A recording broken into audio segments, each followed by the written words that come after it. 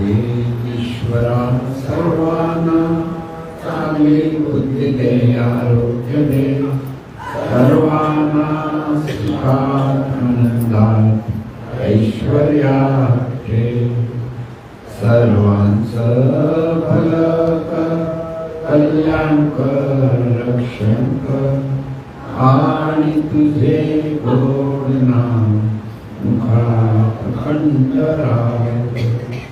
सद्गुरुनाथ महाराज. सद्गुरु पैमावली मातोश्री प्रथम कृतज्ञ गुरुवंदन. आणि आपण सर्व सद्भक्त सत्श्रोते आपण सर्वांना आदर करू. नमस्कार. भक्तीच्या अंगाने आपण चिंतन करता गेलो आहोत. आणि भक्तीची जी दोन प्रकार, एक सकाम भक्ती आणि एक निष्काम भक्ती. सकाम भक्ती म्हणजे सर्वसाधारण माणसं जी भक्ती करतात ती सकाम भक्ती असते. सकाम म्हणजे आपल्या काही कामना असतात, इच्छा असतात, आणि त्या पूर्ण व्हाव्यात म्हणून आपण भक्ती करतो. म्हणजे देवळात जाणारा माणूस त्याला काहीतरी हवं असतं किंवा काहीतरी मागणं असतं त्याचं देवाकडे, तेव्हा हे कर, तेव्हा ते कर, असं त्याची भक्ती असते. तर आपण सकाम भक्ती म्हणतो.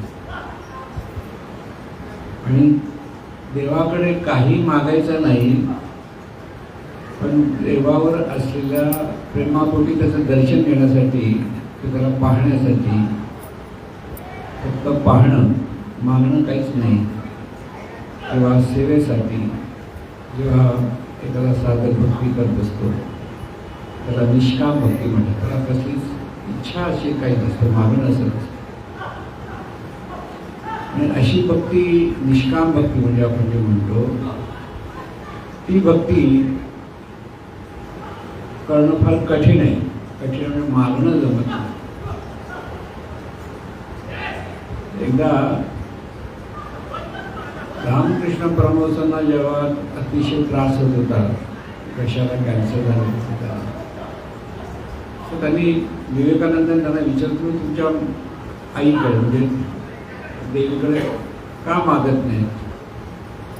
मागायला पाहिजे ना, बरं कर म्हणून.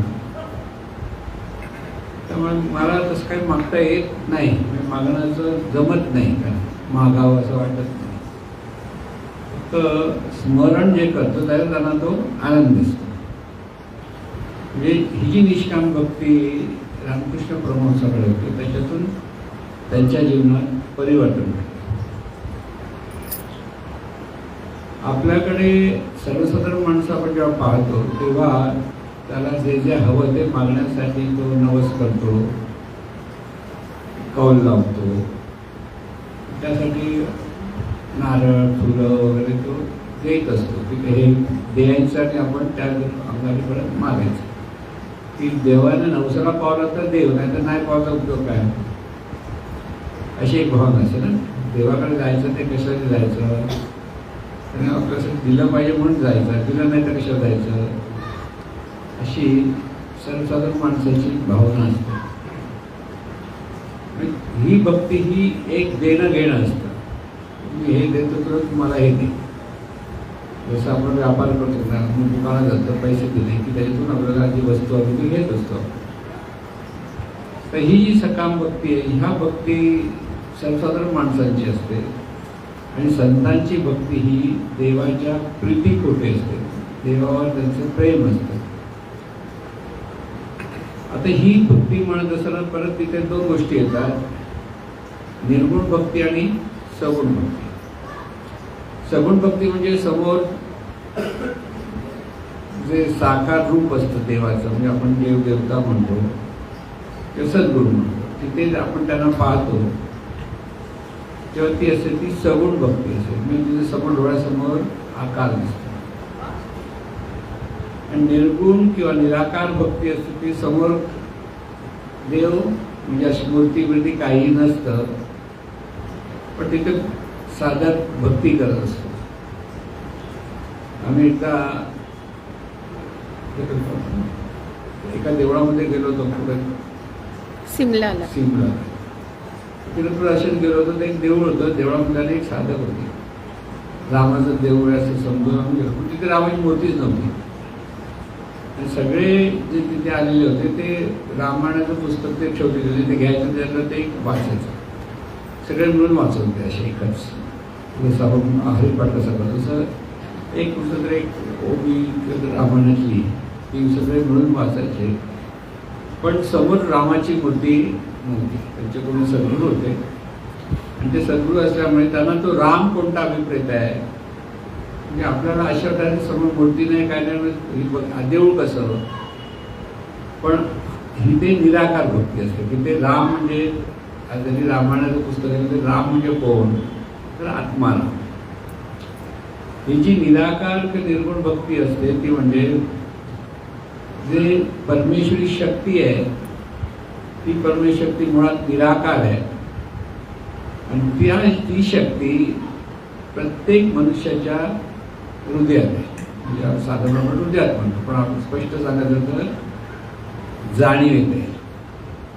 ही जाणीव हीच ईश्वर आहे अशी तिथे सद्गुरुप्रणित भक्ती असते. म्हणून निराकार आणि निर्गुण भक्तीमध्ये ती सद्गुरुप्रणित असते, सद्गुरूचं तिथे ज्ञान असतं.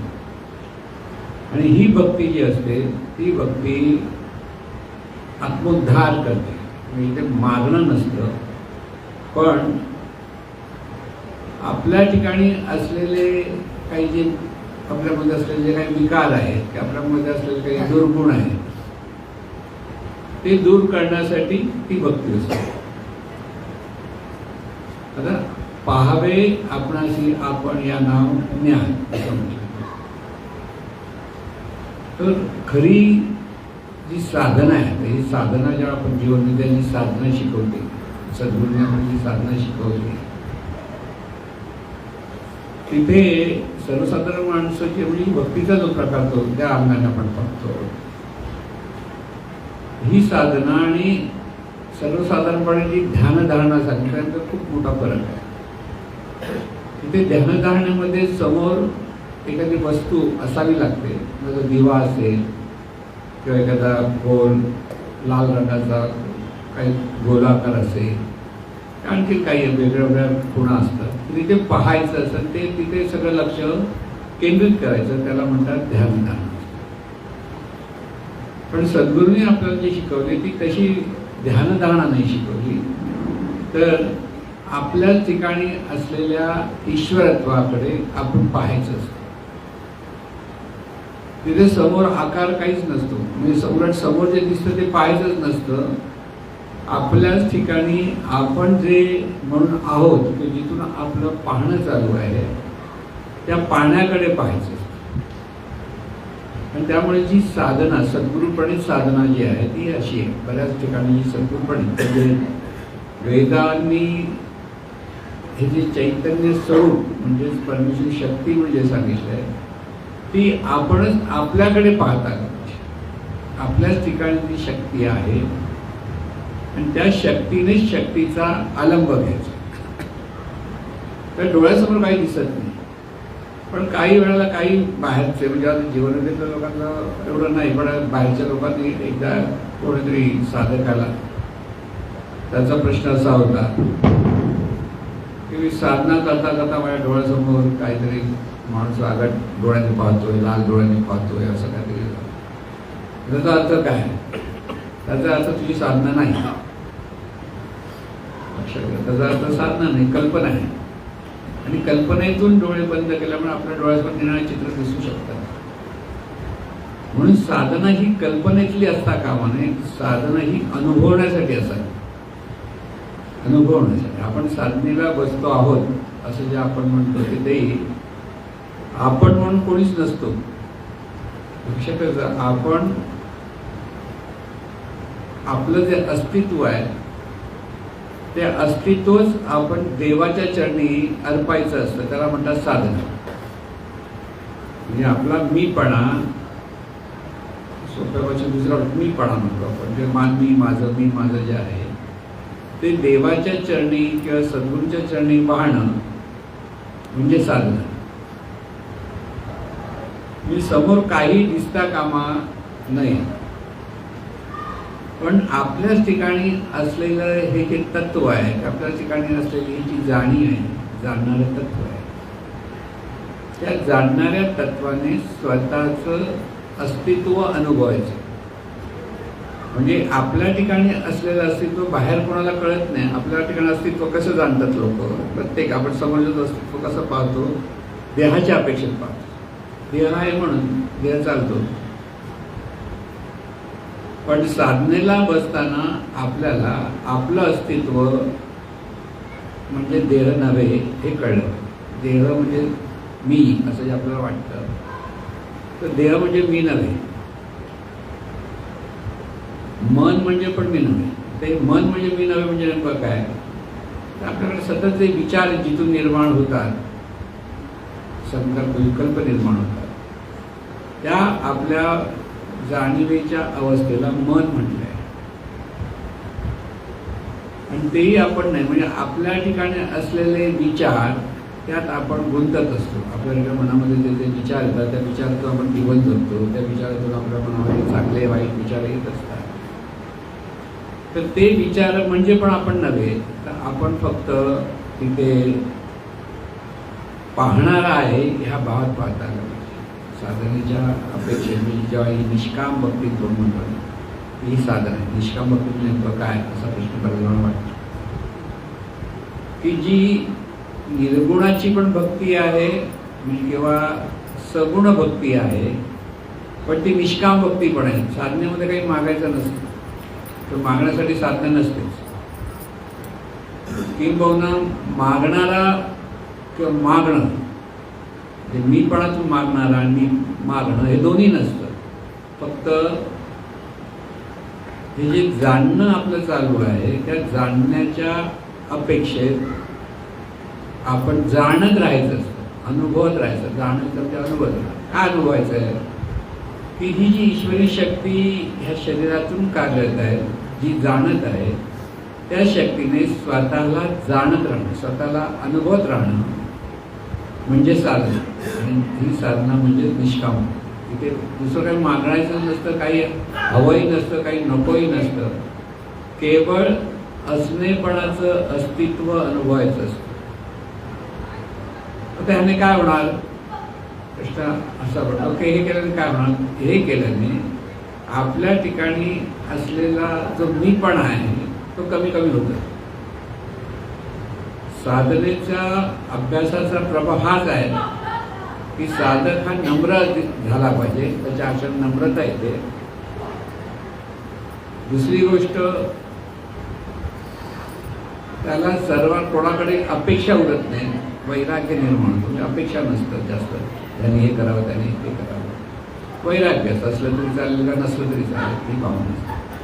म्हणून आपण आपली साधना जर करत असो म्हणजे जर परिपक्व होते असं जर आपल्याला वाटत असेल, तर आपल्याला नम्रता आली ते पाहिजे. आणि ते साधना अधिक निरीक्षण परीक्षा अशी दुसरी साधना आपल्याकडे असली पाहिजे. ही साधना ही आपली 1 तास 1.5 तास असू शकते, कधी 2 तासही असू शकते. प्रत्येकाच्या आवडीवर आहे किंवा प्रत्येकाचा जो पिंड आहे त्याच्यावर अवलंबून असतं. पण त्या साधनेनंतर आपल्या स्वतःच्या ठिकाणी आपण निरीक्षण आणि परीक्षण केलं. सर्वसाधारणपणे आपण जगाचं निरीक्षण परीक्षण करतो. समोर दिसणारा माणसा असा चालतो, असा दिसतो, हे सगळं आपलं सांगणं असतं. असा बोलतो, असा करतो, असे ह्याचे निंदा करतो, त्याची निंदा करतो, हे सगळं असतं. ते दुसरा काय करतो ते आपलं लक्ष असतं. पण साधक जो साधन करतो त्याचं सगळं लक्ष आपल्या आचरणाकडे असलं, आपल्या विचाराकडे असलं पाहिजे. आपल्या मनात येणारे विचार कसे आहेत इथे असलं पाहिजे. इथे आपल्या स्वतःकडे पाहायचा म्हणजे आपला चेहरा पाहायचा म्हणजे साधना नंतर आरशा सगळं चेहरा आपला नेहमी पाहतातच, म्हणजे साधनच आहे असं म्हणाल. ती साधना नसते. ती आपण आपला आरशात प्रतिबिंब पाहतो, तो देहाचं पाहतो, आपलं पाहत नाही. आपण आपल्याला पाहत नाही किंवा आपण आपल्याला पाहू शकत नाही, तर जे पाहतो ते देहाचं प्रतिबिंब पाहतो. पण देहाचं प्रतिबिंब पाहताना प्रतिबिंबाच्या आधारे आपण आपल्या देहाचं सगळं लक्ष आपण देहाकडे असतो. आरशाचा जो आहे प्रतिबिंब पाहतो आपण, त्यावेळेला एक महत्त्वाचा मुद्दा आहे लक्षात घ्यायचा की जसं आरशात आपण पाहतो आणि आरशात पाहून त्या प्रतिबिंबाकडे लक्ष देऊन आपण आपल्याकडे पाहतो, म्हणजे आपण आपलं भान देतो. म्हणजे आता कपाळाकडे पाहिलं, समोरचं कपाळ दिसला, त्या कपाळावर पाहून आपण कुंकुकडे लावलं तर बरोबर कळतं आपल्याला हे काजळ भरायचं अशी, तर डोळ्या आरशात बघून कधी कधी काजळ भरलं जातं. किंवा जे अलंकार घातले आपण तर ते आरशात पाहतो, कपडे कसे दिसतात ते पाहतो. पण ते पाहताना समोर प्रतिबिंब पाहतो, पण प्रतिबिंबाच्या द्वारे आपण ह्या देहाला पाहतो, तिथे आपल्याला पाहतो. तसंच ह्या पाहण्यातून हा पाहणारा अनुभवता आला पाहिजे. तिथे सर्वसाधारणपणे जशी आपण प्रतिबिंब पाहतो आणि प्रतिबिंबातून आपण आपल्याला पाहतो, म्हणजे शरीराला पाहतो, तर ह्या साधनेमध्ये आपण समोर जे जे दिसतं त्याच्या आधारे त्या पाहण्याच्या प्रक्रियेतून आपण जे अत्यंत सूक्ष्म आहोत, म्हणजे देह म्हणजे आपण नाही, मन म्हणजे आपण नाही, मग आहे काय, जे आहे त्याचा तिथे आलंब घेता येतो, तिथे त्याला आपल्याला अनुभव येतो. आणि हा जर अनुभव आपल्याला घेता आला तर त्याचा परिणाम काय होतो, जाणीव शुद्ध होते. कारण आपलं खरं अस्तित्व काय हे आपल्याला कळतं. आपण आज जे आहे ते आपलं अस्तित्व कल्पनेतून धरलेलं असतं. माझं नाव किंवा त्या नावाच्या अंगाने नाती गोती सगळं जे आहे किंवा आपलं शरीर, ह्या शरीराच्या अपेक्षेत सगळं जर आपलं पाहणं असतं तर त्याऐवजी शरीराशिवाय आपण जे आहोत त्याचा आपल्याला अनुभव घेता आला पाहिजे. आता हा अनुभव घ्यायचा म्हणजे नेमकं काय हे साधना केल्याशिवाय कळणार नाही. बऱ्याच वेळा अनुभव येत नाही किंवा आपल्याला ते जमत नाही, किंवा कंटाळा येतो, किती वेळ बघायचं हे समजत नाही. म्हणजे आपली साधना ती परफेक्ट चालत नसते हे कळलं. इथे अनुभवणं म्हणजे इथे निवांत अवस्था आपोआप येते, निवांत होतं साधन, त्याचं मन निवांत होतं, मनाच्या द्वारे होणारे विचार हळूहळू कमी व्हायला लागतात. अशी एक अवस्था येते की ते आपण कुठे आहोत काय आहोत हे कळत नाही, तिथेच असतो पण तिथे समोर काही दृश्य नसतं किंवा आपण आहोत हेही आपल्याला लक्षात येतं, तरी सुद्धा आपण असतो हे कळतं. लक्षात येते तरी सुद्धा आपण आहोत हे जेव्हा कळतं सूक्ष्मपणे, तर ती असते ती साधना. आपलं अस्तित्व कसं आहे ते कळतं. आपलं अस्तित्व काय, आपलं अस्तित्व काहीच नाही हे कळतं. तिथे रूप नाही, रंग नाही, गंध नाही, काही नाही. डोळे उघडल्यानंतर परत आपण देहावर येतो, तर देहाच्या द्वारे परत पाहिलं देह म्हणजे मी असाच विचार सुरू होता आपला. पण एकदा ती साधना परिपक्व व्हायला लागली की डोळे उघडल्यानंतर सुद्धा आपल्या ठिकाणी जेव्हा ईश्वरी शक्तीच्या स्मरणातून आपण पाहिलं, ही जी शक्ती आहे ते ज्या वेळेला मी पण बाजूला जातं तेव्हा देव पण उरतो. लक्षात राहायचे, देव पण किंवा ईश्वर पण कुठे समजतं, जेव्हा मी माझं हे सगळं तिथे जेव्हा बाजूला होतं, विसरलं जातं. म्हणून तिथे अभंग मी आणि माझे पण विसरले ज्याचे अंतकण, तो संन्यासी जाणं निरंतर. म्हणजे संन्यासी म्हणजे इथे सर्व संकल्पाचा न्यास या नाव संन्यास. म्हणजे मनातले सगळे विचार माझेपणाचे जिथे कमी होतात तर उरत नाही, त्याला म्हणतात संन्यास. संन्यास घरदार सोडणं हा संन्यास हा इथे अर्थाभिप्रेत नाही.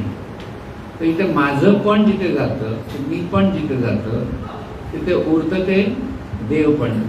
म्हणजे संन्यासी म्हणजे तिथे देवपणातून विचार करणं हा त्याचा जीवन. म्हणजे ती निर्गुण भक्ती किंवा निराकाराची भक्ती किंवा त्याला निष्काम भक्ती. तर मागणं काहीच उरत नाही. तिथे गेलं मागायचं असं नाही, मागणाराही उरत नाही, मागतो कोणही कळत नाही. पण आहे असं जे एक अनुभूती येते आणि त्या अनुभूतीला देवाची अनुभूती म्हटलं जाते. म्हणून हे जेव्हा आपल्याला आपलं असं रूप आहे हे जेव्हा कळतं तेव्हा आपण पहिले जर लक्षात आलं की पुन्हा पुन्हा हे सगळं जीवन परमेश्वराचं आहे हा भाव तिथे निर्माण होतो आणि त्यामुळे नम्रता आहे. साधना करून कोण जर हुशार करत असेल तर समजा ह्याला काय साधना जमलेली नाही. पण आता समोरचं निरीक्षण परीक्षण करायचं नाही, आपल्याकडे निरीक्षण. आपण जर हुशार करत असू तर आपल्याला जमलेलं नाही. कारण इथे नम्रता पहिली, सर्वांप्रती आपलेपणा ही दुसरी गोष्ट. सर्वांचं भलं व्हावं हे आपलेपणा असतं.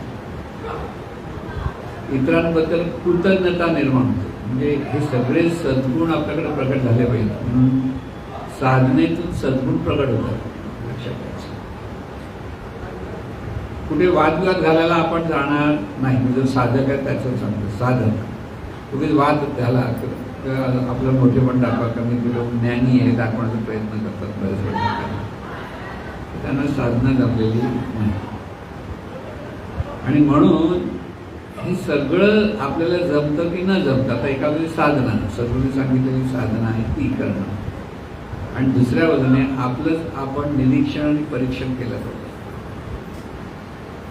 आता हे निरीक्षण म्हणजे सूक्ष्म दृष्टीने पाहणं म्हणजे निरीक्षण आणि योग्य की अयोग्य चाललेलं हे समजणं म्हणजे परीक्षण. परीक्षा म्हणजे परीक्षा म्हणजे आपल्याला किती येतं ते कळतं की कळतं ते पाहायचं त्याच्यात त्याला म्हणतात परीक्षा. म्हणून निरीक्षण यावं आणि परीक्षण म्हणजे निरीक्षण काय आपलं निरीक्षण करता आलं पाहिजे. आपण कसे पाहतो आहोत, आपण कसे बोलतो आहोत, इथे आपलं लक्ष पाहिजे.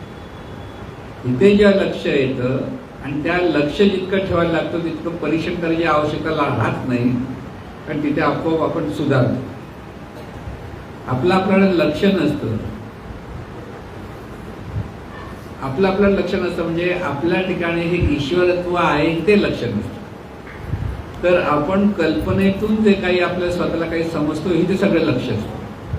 आणि त्याच्यातून आपण जीवन जगतो. त्यावेळेला आपला राग असतो, मनामध्ये मत्सर असतो, द्वेष असतो, मोठेपण असतं, स्पर्धा करण्याची इच्छा असते.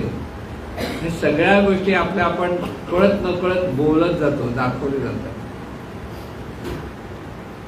इथे म्हणजे सगळ्या गोष्टी ज्या असतात त्या मीपणावर असतात आणि त्यावेळेस जर आपण ते जर साधकांकडे लक्षात ठेवलं तर त्यांची खऱ्या अंगाने अधिक प्रगती होते. अधिक प्रगती होण्यासाठी निरीक्षण परीक्षण ही सर्वात मोठी साधना आहे. लक्षात ठेवा.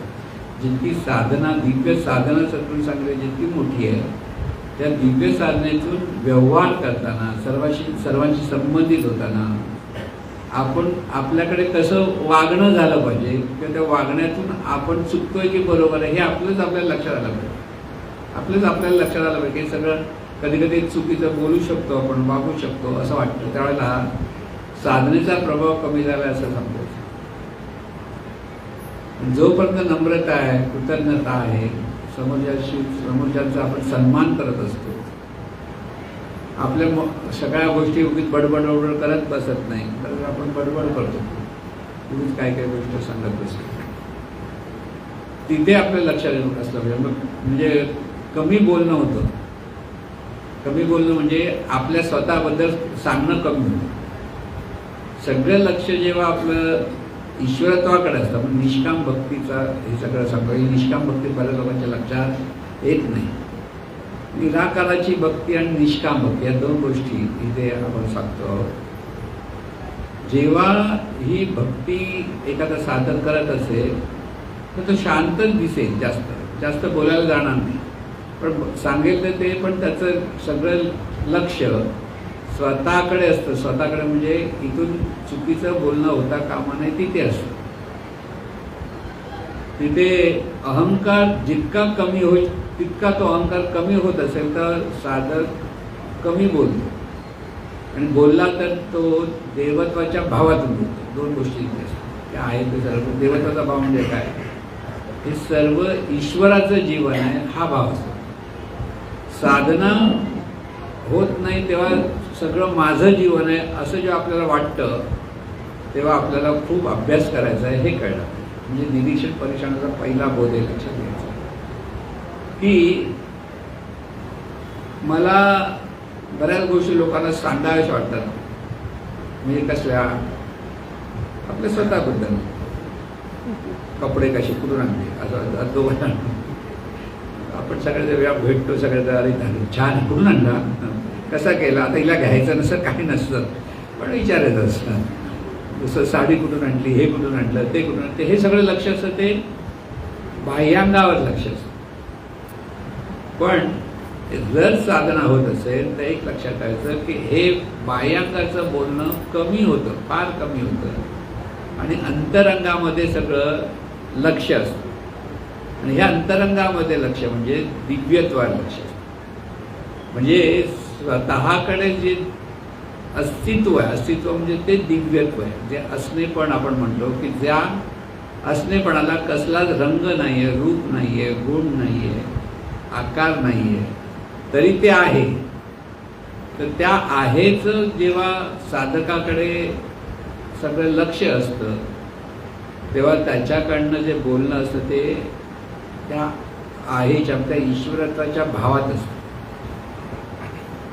म्हणून असा जो साधक असतो तो चालतो ती सुद्धा देवाची प्रदक्षिणा असते असं म्हणतात. तो बोलतो ते सुद्धा देवाचं स्तोत्रच असतं किंवा देवाची स्तुतीच असते. की तो जो ऐकतो ते पण त्याचं ऐकण्यातून नामस्मरण असतं. म्हणजे ह्या सगळ्या गोष्टीचं परिवर्तन तिथे होतं. आणि हे परिवर्तन आपल्याला होतं की नाही होतं कोणी बघायचं आपणच. आणि आपण म्हणजे स्वतःला काही असणेपणाचा अनुभव असतो. त्या असणेपणाचा अनुभव घेत राहिलं की आपण आपल्या प्रपंचाच्या गोष्टी बोलत नाही. जर आपल्याला प्रपंचाच्या गोष्टी बोलायच्या वाटत असतील तर आपली साधना होत नाही जशी पाहिजे तशी. आपलं सगळं लक्ष रूपावर रंगावर छान दिसण्यावर छान दिसू नये असं नाही छान दिसावं पण मेकअप करूनच आलं पाहिजे असं वाटतं ना. मेकअप रंगवलं की छान दिसतो असं बऱ्याच लोकांना वाटतं. मी हल्ली तर जसं लग्नाला जायचं असेल तर सगळ्यांना सलूनमध्ये जावं असं वाटतं ना. पूर्वी खरंच सलून म्हणजे पुरुष मंडळी फक्त केस कापायला जायचे. आता केस कापायला जातं सगळं अंगाला मालिश करण्यापासून सलून झालं. म्हणजे आता ते करावं की न करावं याच्यावर आपला काही आक्षेप नाही. ज्याला करायचं करा 1000 रुपये खर्च करायचे करा कळलं की नाही. पण त्याहून अधिक लक्ष कुठे असेल तर आपल्या अंतरंगावर आपल्या ठिकाणी उमटणाऱ्या भावनांवर सद्भावना आपल्याकडे निर्माण होतात. आपल्याला सर्वांकडे पाहताना एक आपलेपणाचा आनंद अनुभवता येतो. तिथे काही सांगायचं नसतं पण समोर आपलं प्रत्येक कृती समोरच्याच्या हिताची व्हायला पाहिजे. कळत नका मुद्दाम हित करायला दाखवायला जायचं नाही पण आपोआप आपल्याकडनं म्हणजे जो साधक खरा साधक असतो तो जे बोलेल किंवा तो जे करेल की त्याच्यातून कोणाला तरी त्याचा उपयोग होत असतो. म्हणून आपलं जीवन हे दुसऱ्यांच्या उपयुक्त होण्यासाठी आहे. महाराजांनी काय सांगितलं आपलं जीवन हे आनंद अनुभवण्यासाठी. पण आनंद अनुभवला कसा तर आनंद वाटता वाटता आनंद लुटा. म्हणजे आपण काय करतो आनंद खेचायचा प्रयत्न करतो ना. म्हणजे जसं लग्नाला गेलो तर पहिलं ताट आपल्याकडे कसं आहे ते आपलं असतं ना की चला चालायचं आता ते लग्न लागून नाही आपण पहिलं चला जेवूया. पण गर्दी झाल्यानंतर मिळत नाही ना पटकन हवं ते. त्याला शहाणपण पण म्हणायचं की काय म्हणायचं माहीत नाही. पण आपली अशी भावना असते जे आपल्याला कसं मिळेल आपलं कसं आपल्याला सगळं सुखसोयीचं कसं होईल हे सगळ्या गोष्टी स्वतःच्या आपल्या सुखसोयीसाठी स्वतःसाठी ज्या असतात त्यावेळेला आपल्याकडनं ही निष्काम भक्ती होत नसते. ते सकाम भक्ती म्हणा की अशाच काही गोष्टी चालू असतात. म्हणून भक्तीतून आत्मसुधारणा झाली पाहिजे. भक्ती ही आपल्या ठिकाणी सहज म्हणून चांगल्या सद्भावनाच निर्माण होणार. ते सहज चांगलंच बोललं जाणार. उगीच ते कधी कधी असं होतं आपण विनोदासाठी एखाद्याची मस्करी म्हणतो. म्हणजे काहीतरी त्याच्या बोलण्याचं किंवा मागण्याचं अगदी ॲक्टिंग करून दाखवतो. कळलं ना, किंवा एखाद्याचं काय व्यंग असेल ते दाखवण्याचा प्रयत्न करतो, तर ती समोरच्याला दुःखदायक असते हे नेहमी लक्षात ठेवायचं. ते थोडा वेळ हसल्यासारखं वाटतं, ते समोरचाही दाखवत नाही कधी कधी आपले पण मनातून तो खूप रागावलेला असतो किंवा दुखावलेला असतो. असं जेव्हा वागणं असेल तर आपली भक्ती होत नाही, लक्षात ठेवा. मग निरीक्षण परीक्षण हे असलं इथे क्रोध, मत्सर, द्वेष हे उरताच काम नाही. तुकाराम महाराज म्हणतात ना, काम क्रोध गेले असं तर दाखवलं आहे ना, की ते त्या भक्तीतून त्यांच्याकडे क्रोध राहिला नाही की कोणाला द्वेष उरला नाही, काही नाही उरला. म्हणजे ही जी भक्ती आहे, निष्काम भक्ती, त्या भक्तीतून हे विकार कशावर अवलंबून आहेत? हवेपणावर असतात. काम, क्रोध, लोभ, मद, मोह, मद, मत्सर हे जे षट विकार ज्याला आपण म्हणतो, त्याचं मूळ काय? हवेपण. म्हणजे त्याला वासना म्हणतो. हवेपण काहीतरी हवं असतं आपलं सतत.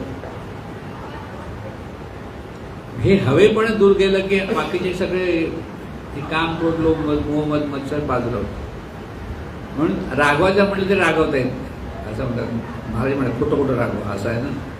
लहान मुलांना जर शिकवायचं असेल किंवा आपल्या आजकालच्या लोकांना जर शिकवायचं असेल तर रागवलं पाहिजे, नाही तर त्यांना वाटतं रागवत तर कोण पण टपली मारतो ना आपल्याला. तर खोटं खोटं रागवा. आपण खोटं खोटं रागवायचं म्हटलं तर खरं कधी रागवायला लागतं तेच आपल्याला कळलं ना. त्यामुळे त्या भानगडीत पडत नाही, खोटं खोटं पण रागवायचं नाही. शांतपणे आपला मुद्दा कसा मांडायचा हे कळलं पाहिजे. आपल्याला असं वाटतं रागावून बोलला तरच समोरच्यावर परिणाम होतो, तसं नसतं. समोरच्याच बोलताना चूक कुठचं आणि बरोबर कुठे, समोरची जी चूक आहे ह्याची चूक असं नव्हे, तर वागण्यामध्ये आपली चूक कुठे आहे, इतरांची चूक कुठे आहे हे आपल्याला जर कळत असेल आणि त्याची सुधारणा कशी करायची हे जर स्पष्टपणे आपल्याला सांगता येत असेल ते बरोबर असतं. म्हणजे समोरच्याला समजा एखाद्याला आपल्याला सांगायचं असेल, आता बऱ्याच वेळेला सद्गुरू सांगायचे, पण सद्गुरू किंवा संत डायरेक्ट सांगायचे नाही, सांगत नाही. ते प्रवचनातून किंवा प्रबोधनातून सांगणार त्याचं असं त्याचं असं. आणि आपण ऐकताना म्हणा कोणासाठी सांगतात, अमक्यासाठी सांगतात, अरे तुझ्यासाठी सांगतात, दुसऱ्यासाठी कोणासाठी सांगत नाही. म्हणून माका नाही तर तुका नाही माका असं काहीतरी असतं ना, आपण म्हणतो ना. तर इथे आपल्यासाठी प्रबोधन असतं, लोकांसाठी नाही. कोणातरी ह्याला समजलं पाहिजे, ह्याला कळलं पाहिजे, अरे तुला कळलं पाहिजे, त्याला कळो की ना कळो, आपल्याला सुधारायचं आहे हे लक्षात घ्या. ही जी निष्काम भक्ती म्हणतो ना, त्यात सगळं परिवर्तन झालं. म्हणजे आपल्या ठिकाणी असलेला जो स्वार्थ आहे, स्वार्थ म्हणजे हवेपणाचा स्वार्थ, लक्षात घ्या. स्वार्थ दोन प्रकारचे असतात. व्यवहारातल्या सगळ्या गोष्टी मला पहिल्यांदा हव्या असं ज्या माणसावर तो स्वार्थी, म्हणजे प्रपंचातला स्वार्थी, त्याचा उपयोग.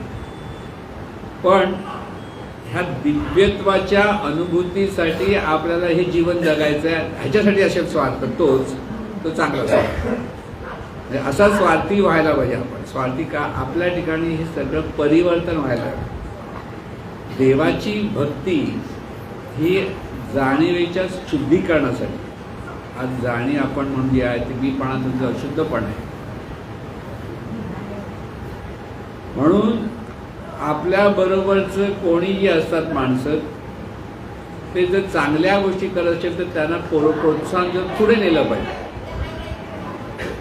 आपण काय करतो, तुझे चुकतंय असं करतो ना बऱ्याच वेळेला, आणि दाबायचा प्रयत्न करतो. ते आपलं काहीतरी चुकतंय लक्षात आहे. समोरच्या चुका दिसल्या त्या सांगताना बराच कठीण प्रसंग होता. हे चुकलं तुझं सांगता येत नाही. ज्याला साधक जो असतो त्याला, तो काय करतो, शांतपणे ते समजून घेण्याचा प्रयत्न. पण साधक म्हणजे स्वतःला आपण साधना करतोय, पण ती साधना व्यवस्थित जमत नाही. त्याचं लक्षण काय, आपण दुसऱ्याच्या चुका शोधायला लागतो, म्हणजे आपलं साधना होत नाही. निरीक्षण परीक्षणातून शिकायचं येत की आपल्याला दुसऱ्याच्या चुका दिसतात, पण आपण आपल्या दृष्टीतून पाहतो म्हणून त्या चुका असतात. कदाचित त्याच्या दृष्टीत त्या चुकाही नसते. दोन्ही बाजू लक्षात, प्रत्येकाचं पाहणं ते कसं असतं त्याच्या. म्हणून तिथे आपल्याला फक्त त्याचं भलं व्हावं म्हणावं, पण अगदी समजुतीने सांगायचं असेल तर फार विचारपूर्वक समजुतीने सांगता येत नाही असं. पण समोरचा ऐकणारा पाहिजे तसा, तो समजून ऐकला नाही तर परत तिथे वाद होतात. म्हणून तिथे कुठे बोलायचं, कसं बोलायचं, किती बोलायचं आणि समोरच्याला प्रोत्साहित किती करायचं हे शिकलं पाहिजे. निरीक्षण परीक्षणातून या सगळ्या गोष्टी जीवन जगण्याची जी कला महाराज म्हणतात ती ही आहे की समोरच्याला त्याच्यातलं चांगले गुण बाहेर कसे अधिक येतील. आता महाराज बघा आपल्याला बरोबर एका कौतुक करून मुद्दाम बोलते, कोण चांगलं गाणारा असेल, कोण काही गोष्टी चांगला सांगणारा असेल तर त्याचं मुद्दाम आवाजून कौतुक करायचे का, त्याचे गुण बाहेर आले पाहिजे, त्याचे त्या गुणांचं अधिक प्रगती झाली. पण आपण ते तसं करत नाही. आपण तू चुकतोस कुठे हे जास्त सांगून तो त्याचं गुणाचं कौतुक बाजूला राहील, त्याला दाबण्याचाच प्रयत्न करतो, पुढे जाण्याचाच प्रयत्न करत नाही. म्हणून हे निरीक्षण परीक्षण आपल्याकडनं असं होतं का हा विचार करा की आपल्या बरोबरची जी माणसं आहेत त्यांचं अधिक प्रगती झाली पाहिजे. प्रगती सर्वांगाने, म्हणजे प्रपंचाच्या अंगाने असो किंवा परमार्थाच्या, सगळ्यांनाच परमार्थ हा जमणार. निष्काम भक्ती ही सर्वसाधारण माणसाला जमत नाही, कारण त्याला ती कशी करायची तेच लक्ष देत. पण जरी थोडीशी जमली की थोडंसं जरी स्मरण केलं त्याच्यावर निरीक्षण परीक्षणातून आपल्याला सुधारता येतं. आपल्या ठिकाणी दुसऱ्याचं फक्त द्वेष येत असेल किंवा दुसऱ्याच्या काही चुका दिसत असतील तर त्याच्याकडचे गुण पाहायला शिकता आलं. गुण पण भरपूर असतात, प्रत्येकाकडे गुण भरपूर असतात, पण आपल्याला दिसतात चुका, दुर्गुण. म्हणजे एखादी छोटी माशी आहे त्याला बहिर्गोल भिंगातून जर पाहिली तर ती एवढी मोठी दिसते ना. तसं आपण समोरच्यांच्या चुका बहिर्गोल भिंगातून बघतो, कल्पनेत एवढा काहीतरी मोठा पाप केल्यासारखं बघतो एक, पण समोरच्याचे सद्गुण मात्र दिसत नाही आपल्याला. म्हणून प्रत्येक माणसाच्या ज्या चुका दिसतात त्याचे सद्गुण काय हे बघायला शिकतो. हे निरीक्षण परीक्षण आपल्याला असावं की ते सद्गुण दिसणारे हे पण सद्गुण आहेत. चुका कोणाकडे नाही बघायला गेलं. माणूस बऱ्याच वेळा चुकतात, कमी जास्त प्रमाणात असतं, कारण जे साधन करत नाही त्यांच्या चुका शोधण्याचा काही अर्थ नसतो, तर ते चुका सांगण्यातही काही गमन असतं. तर उलट आपणच आपल्या ठिकाणी हे निरीक्षण परीक्षणातून योग्य पद्धतीने कसं वागायचं हे आपल्याला लक्षात आलं पाहिजे, किंवा आपल्या बोलण्यातून समोरच्याला काहीतरी मार्गदर्शन झालं पाहिजे एक, आणि दुसरी गोष्ट म्हणजे समोरच्याला बरं वाटलं पाहिजे. म्हणून सद्गुरूंकडे लोक धावायची का, तिकडे गेल्यावर बरं वाटतं. कशामुळे बरं वाटतं माहीत नाही. सद्गुरू आले की एवढी लोक वेड्यासारखे जाऊन उभे राहायचे, जातात येतात. का उभं राहतात? कारण त्यांच्या ठिकाणी जो साधनेचा प्रभाव असतो त्यामुळे जवळ असलेल्या माणसांना बरं वाटतं. काय बरं वाटतं कळत नाही, कसलं सुख मिळतं कळत नाही, पण होतं. हे जे आहे ते जो खरी साधना करत असेल खऱ्या अर्थाने, ज्याच्याकडे सर्वांप्रती आपलेपणा असेल, सर्वांच्या भल्याचं चिंतन असेल, त्याचा तो प्रभाव असतो. आणि सद्गुरूकडे ते होतं म्हणून तसं. आणि म्हणून ही जी निष्काम भक्ती आहे त्या निष्काम भक्तीतून साधक म्हणजे साधकाची जी जाणीव आहे ती अत्यंत शुद्ध होते. आणि ती अत्यंत शुद्धच असली की इथे कसलाही दाखवण्याचा भाग नसतो, पण त्याचा प्रभाव मात्र दिसतो. म्हणजे जे संत आहेत, जे सद्गुरू आहेत, तर त्यांची जर साधना परिपक्व आहे ह्याची खूणच ही आहे की इतर तिथे जास्त आकर्षित होतात, जास्त त्यांना वाटतं त्यांच्याकडे बसावं, त्यांच्याशी बोलावं. त्यावेळेला तो साधनेचा प्रभाव असतो, तिथे व्यक्तिमत्वाचा प्रभाव नसतो. व्यक्तिमत्वाचा म्हणजे आपण बाहेरचं व्यक्तिमत्व पाहतो आणि त्याच्यातच प्रभाव. आता प्रभावाचा म्हटल्यानंतर मी सांगतो बघा, एखादा चांगला क्रिकेट खेळतो मुलगा, तर बऱ्याच मुलींना त्याच्यावर फॅन्स होतो. फॅन्स म्हणजे त्याला तो मुलगा आवडला तर कोणाला वाटतं आपण त्याच्याशी लग्न पण करावं असं वाटतं ना ते मुलींच्या. पण तो चांगला नवरा होईल याची काय गॅरंटी नसते. कळलं ना? म्हणजे एखादी गोष्ट तो चांगली करत असेल पण तो जबाबदारीने जर संसार करू शकला नाही तर लग्न करण्यात काही अर्थ नसतो. पण त्यावेळेला आपलं काय दिसत नाही, त्यावेळेला सगळं चांगलं दिसतं. आणि लग्न झाल्यानंतर डोक्याला हात लावायला लागतो ना अशा वेळेला. फक्त तो क्रिकेट चांगला खेळतो म्हणजे चांगला झाला असं नव्हे. म्हणजे असं एखाद्या गुणावर आपण म्हणतो, पण तिथे गुण फक्त आले पाहिजे. दुर्गुण असू शकतात, तेही समजले पाहिजेत. पण इथेही तसंच आपण आपल्याकडे असंच पाहिलं म्हणजे आपल्याला एखादी चांगली गोष्ट जमते आहे, हे जमते आहे म्हणजे आपण कोणी कुठे झालो असंही नसतं. आपल्याकडे काही दुर्गुण असू शकतात. तर त्या दुर्गुणांचं निरीक्षण परीक्षणातून आपल्या ठिकाणी असलेले दुर्गुण जितके कमी करता येतील तेवढं आपण पाहिलं पाहिजे. लोकांनी सांगितलं म्हणजे आपल्याला कळलं असं नाही. तर इथेही हा विवेक जागृत होतो. आपलेच दुर्गुण आपल्याला कळतात, हे महत्त्वाचं म्हणतं. जेव्हा आपल्या चुका, आपल्या दुर्गुण आपल्याला कळायला लागलं तर तिथे एक सुधारणा आहे. त्याचं वाईट वाटून घ्यायची काही गरज नाही, त्याच्यातून आपण सुधारायची गरज आहे. काही लोकांना म्हणतात, अरे मी असं, मला खूप वाईट वाटतं, मी रागावलो, खूप वाईट वाटतं. खूप वाईट वाटलं मग फरक नाही, परत रागावणारच असतो. परत रागवायचं नाही हे कळलं तर ते सुधार. उगीच राग कशाला करायचे, उगीच कटकट कशाला करायची हे आपल्याला कळत नाही ना. पण आपल्याकडे आपण किटकिट करत बसणार, कोणाच्या चुका कुरापती काढत बसणार, अशा सगळ्या गोष्टी बऱ्याच असतात.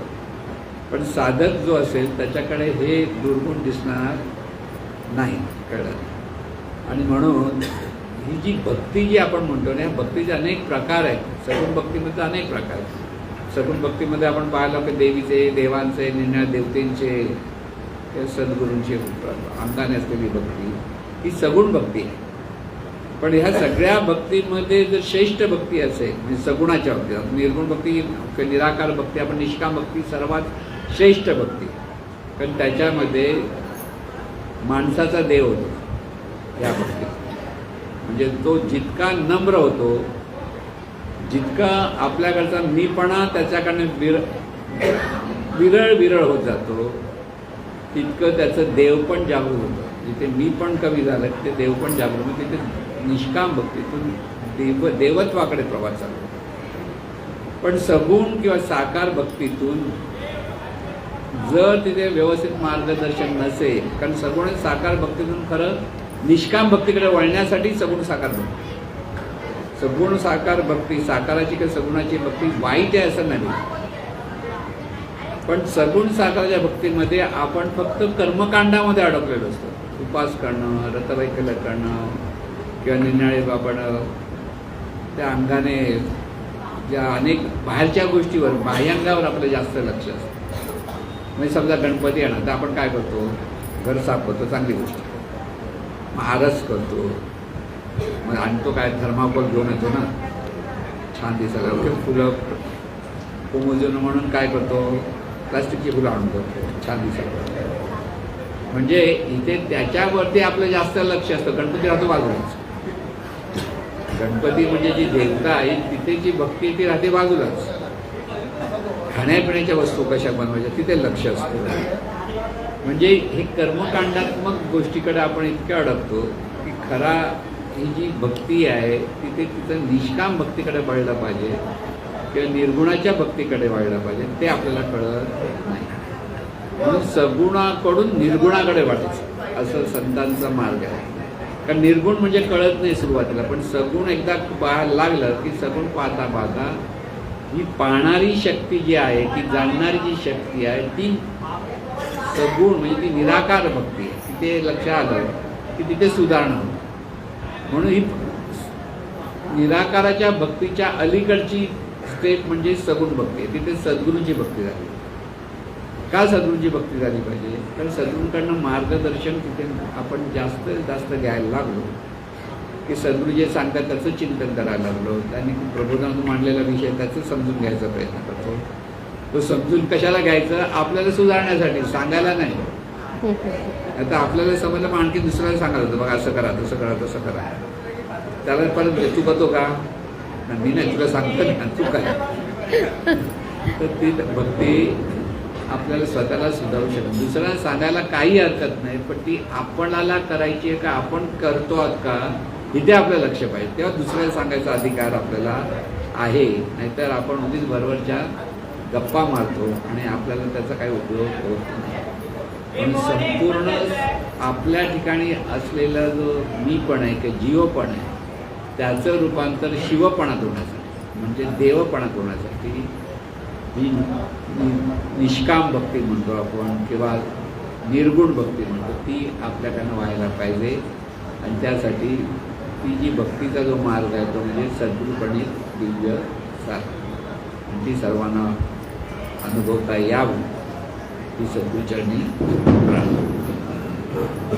हे ईश्वरा सर्वांना चांगली बुद्धी दे, आरोग्य दे, सर्वांना सुखात आनंदात ऐश्वर्यात ठेव, सर्वांचं भलं कर, कल्याण कर, रक्षण कर, आणि तुझे गोड नाम मुखात खंड राहते. सद्गुरुनाथ महाराज